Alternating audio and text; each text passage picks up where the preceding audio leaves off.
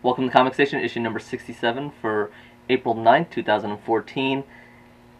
We are going to start off with some bigger titles, but of course we want to go in the smaller ones. There's a lot out this week. So the first one we have is Iron Fist, Marvel. And this is a title I was looking forward to. This is a character that I've always found interesting, very zen, very powerful, sidekick partner of Luke Cage. And this one, on paper, sounds like a great concept. It's what's the origins of Iron Fist. However, it kind of got lost on me. It's a lot darker than I thought the character was going to be. It got a little... Well, his character is kind of emotionally dead, which was not what I was expecting. And at the same time, that made the story kind of dead. To me, anyways. It didn't quite appeal to me. It does have some interesting potential at the end of it. I'm not going to spoil it. He's going to go someplace that maybe it'll build up on and become better. But as far as the first issue is, not what I wanted out of it. I'm sorry to hear that, because I was actually looking forward to reading that myself. So, I mean, I'll still obviously still read it, but... Well, at least with my expectations of the character, having seen... the Avengers and the cartoon of the Avengers and Assembled and all that. From what I have seen of him previously, he was a lot more zen, very an antithesis to Luke Cage, the opposite of him. So. Okay. Well, for me, big boys. That's a big one. Batman Eternal #1. This is going to be a weekly series. At this particular point in time, I know for a fact that 12 issues are coming, so only because I've had to order 12 issues. There you go. So it may be, maybe more. You know, I don't know how long they're actually going to run this thing. A lot going on with this. I mean, typical DC style, artwork's fine. You know, dark, it's Batman, it's Gotham City. Somebody has Batman / Bruce Wayne in a bad spot, and that is like a future of what happens to him, and then all of a sudden the story jumps to the here and the now, where, you know, there's Professor Pig is running around and Batman's chasing him, and Commissioner Gordon gets involved, and then some kind of weird thing happens with Commissioner Gordon, and he ends up, unfortunately, doing something which gets him arrested. There's a new outside cop that has been hired by Gordon that comes in from, I believe it was Detroit. So, you know, another / good guy in the Jim Gordon type of mold. Yeah. But in the meantime, all the bad cops are still around, and so they've arrested Gordon. Batman is trying to figure out what's going on. I mean, there is a lot going on in this first issue. So I'm not quite sure where they're going to take it, and I do not know at this point who has him, you know, in a big mess, but it should be interesting to follow this out. I mean, Scott Snyder wrote it. Okay. Those of you who read Batman regular, I mean, Snyder is the man at this point. So, I'll definitely read the second one. Well, Scott Snyder is Batman writer, so he is Batman writer. So yeah, and finding out who is setting up Gordon or something like that. It definitely seems that way. The artwork suggested one thing, and apparently what you see with your eyes is not necessarily the truth according to the dialogue. Interesting. Okay, so they're going with a little bit of subterfuge. Okay. All right, that's interesting. The next one, because we want to do smaller titles, small publishers and everything people may not know. This is Lumberjanes. This is from Boombox, which is, as you can tell from the cover, and Boombox Studios does a little bit more younger audiences. And I went into this expecting for younger audiences, but one that maybe adults could enjoy as well, and maybe not so much. It would be good for younger audiences. It was very colorful. I did like the characters. I thought the artwork was neat at points, but the story was it felt to me very jumpy.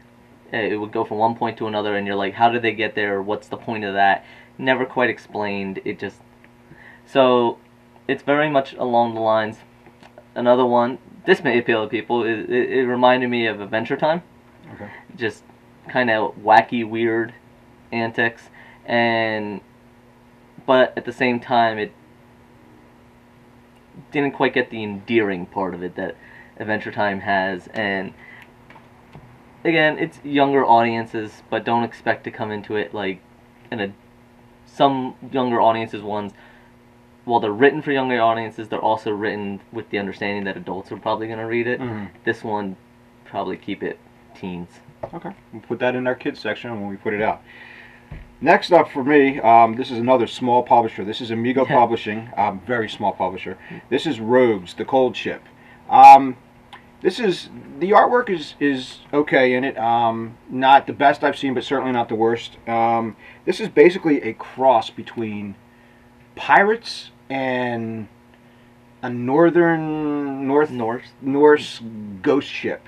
Okay. These Vikings or anything? Yeah, I mean, our hero here is Brom is his name, and he and his lady friend are thieves in this one southern type city, and all of a sudden this ship docks, and it's got all these, basically these Norse ghosts slash, you know, dead, so on and so forth, and they demand his presence, and they call him by the name Brom Dragonsbane.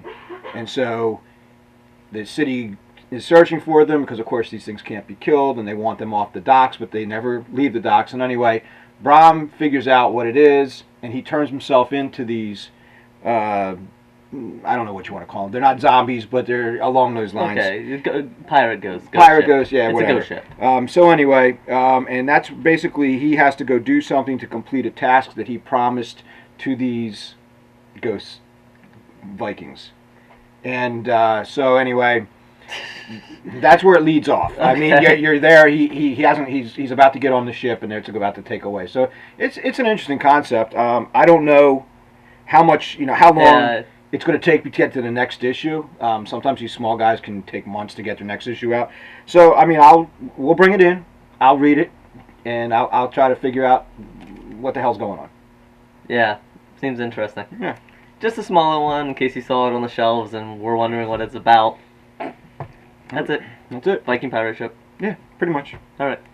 The next one, this is one I was looking forward to. This is Shudder #1 from Image. And right off the bat, beautiful world. Absolutely beautiful artwork, beautiful world.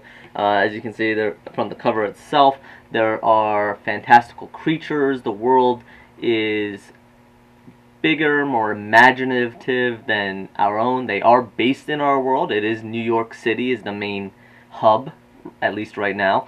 And there are minotaurs on the tram, and there's lizard people walking around. And New York City that we all would like. Oh yeah, it's pretty much, they'd all fit in. So they fit in perfectly with New York. And so I love the world, I love the artwork. The potential to me wasn't quite lived up to, but that may be because of where they're setting up. In her point of her life, in this wondrous world, her life is kind of blah at the moment, and unfortunately that kind of, to me, came out a lot more. Is okay, so what's happening, where's the draw in this so far besides the beautiful artwork? And at the end, a draw does come up, but didn't quite grab me completely. I will be reading further issues, in large part because of the world, because of the artwork and everything, but I want to see what they do with it. There's a lot of potential to it. I maybe put this on too high of a pedestal from what I had seen beforehand, and it didn't quite live up to my higher expectations. Okay. Well, last for me is Flash Gordon #1 from Dynamite.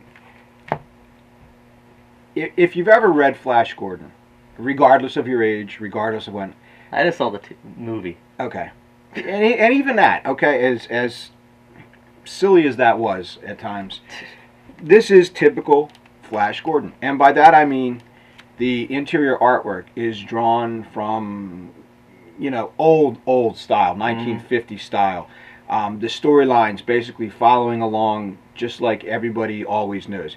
You know, Flash and the Doctor and his girlfriend, I can't remember their names, are trying to run away from Ming, who wants to stop them from opening up a portal to get back to Earth, and blah blah blah blah. And they jump through another portal and end up on a Ming the Merciless. Yeah, and then they end up on this planet with giant trees, which is also run by Ming through these other guys. So it's the same old Flash. It's the same. If you like Flash Gordon, I think it would be fine. If you're not a fan of the old style, this is probably not for you. I was gonna say, what about new readers? Is this something that new readers can jump into? I think you can. It probably requires a little bit of prior Flash Gordon knowledge, just a touch. I don't think you need to know the whole backstory, but you should know at least who the main characters are and why they interact the way they do. So, I mean, you know what? It's, like I said, if you're a Flash Gordon fan, it's good stuff. Yeah. Not something that suits my particular taste, but, it's not, it's for people that like it. I mean, Dynamite does a good job with it. I'm not going to, it's not bad by any stretch of the imagination. It's just not my cup of tea. Sure. And actually, for Shudder and Flash Gordon, if you want to read full reviews, see maybe a little bit more in depth of why it may appeal to you or why it may not, Lido does have full reviews on frontwardsgamer.com, as well as some other new releases for East to West number 11 and Manifest Destiny number 6. It's nice to come back and not just do number 1s every once in a while. We couldn't get to all the number 1s, but we did want to mention them, of course, the New Ultimates, Nightcrawler, and The Dupe. The Dupe is just, he makes his own jokes. Yeah. Yeah. So we just want to mention them real quick, just let you know, Marvel continues its just pumping out titles. Yeah, I don't know what they have planned for Dupe. I mean, Nightcrawler and the all-new they're restarting the Ultimate World. Dupe really stands out as the what? Why? I know. That is a real minor X-Men character that they've somehow... I didn't even know that. I just know him from a MMO Marvel Heroes that I played. Why he is deserving of his own title, I don't know, and I don't expect it to last all that long unless all the X people really go nuts over it. Interesting. So, like we said, for the reviews, we're not going to go into a full review session, but we are still having our statue, and because of Game of Thrones, new season, of course, Daenerys. And Mother of Dragons. Yes, and of course she has her baby dragon with her, and actually, honestly, this statue, well, the bust, does not do justice to the character, just the beauty of the character. Yeah. It just, even... And we're not saying for the body, we're saying just the detail on the face and everything. The hair is really well detailed, but just something is off about the face. It's not Emilia Clarke. It's just not her. I mean, anybody that looks at it's not a bad looking piece, but it's just if you're looking for Emilia Clarke, this is not her. Yeah, and I think they really missed an opportunity with this. My favorite part about this is the base. It is really well detailed. There's a lot of little intricacies around it.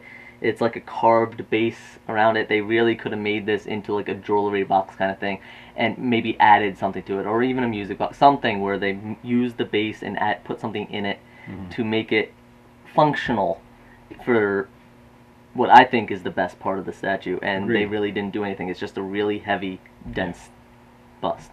Yeah, I don't know. The dragon is detachable. He just basically sits on her shoulder by 1 foot. The dragon dragon's itself, cool. Yeah, and it looks just like the dragons on the show. It's just facially, she's just not well done statue, but not Daenerys Targaryen. Yeah, not. So, best part is the base. Second best is probably the dragon. So, Absolutely. All right. So, we're gonna cut it a little short just because if you're into video games, you're going to be seeing a lot of my face. You're probably tired of it already because PAX East is coming up. We're going to go out there, pumping out a lot of videos. I'm going to be going around with a lot of interviews, a lot of Front Towards Gamer, a lot of content coming out in the next week or two. So I'm sure you're going to, if you're not already, you're going to be tired of my face. So we're going to end it here. Thank you for watching Comic Station issue number 67 for April 9th. And we will see you next week. Yes, even after PAX East, I'm going to be dead tired, but we'll still do a video. But I won't. All right, thank you. See you then.